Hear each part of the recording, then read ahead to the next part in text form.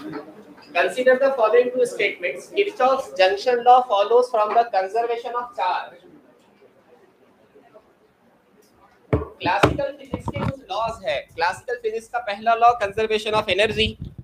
Conservation of energy ये कहता है कि एनर्जी क्रिएट नहीं की जा सकती, डिस्ट्रॉय नहीं की जा सकती, सिर्फ उसको एक फॉर्म से दूसरे फॉर्म में कन्वर्ट किया जा सकता है. अब हम बात करते हैं कंजर्वेशन ऑफ चार्ज. आपको क्या लगता है law of conservation of charge क्या होगा? चार्ज को क्रिएट नहीं किया जा सकता, चार्ज को डिस्ट्रॉय नहीं किया जा सकता. ठीक है, चार्ज किसी बॉडी के अंदर एक्यूमुलेट नहीं हो सकता. चार्ज जितना आ रहा है उतना बॉडी से जा भी रहा होगा अगर बॉडी का टोटल चार्ज कांस्टेंट है तो.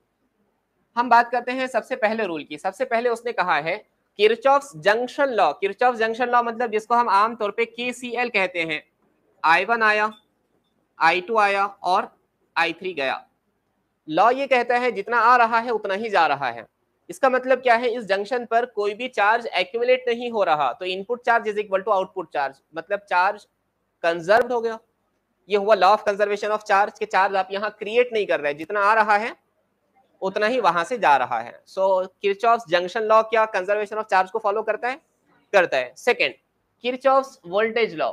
किरचॉफ्स लूप लॉ यानी KVL, लूप बनाते हैं ना उसमें KVL, किरचॉफ्स लूप लॉ भी कहते हैं उसको, फॉलोस कंजर्वेशन ऑफ एनर्जी.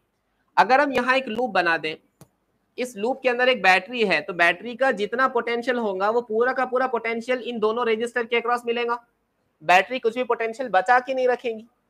ठीक है, जितना इनपुट दिया जाएगा उतना ही आपको आउटपुट रेजिस्टर के अक्रॉस मिलेगा. ये हुआ law of conservation of energy के. जितनी बैटरी के पास एनर्जी है वो एनर्जी बांट के दे देती है, यहाँ पे कुछ और यहाँ पे कुछ. तो KVL किरचॉफ्स लूप लॉ क्या law of conservation of energy को फॉलो करता है?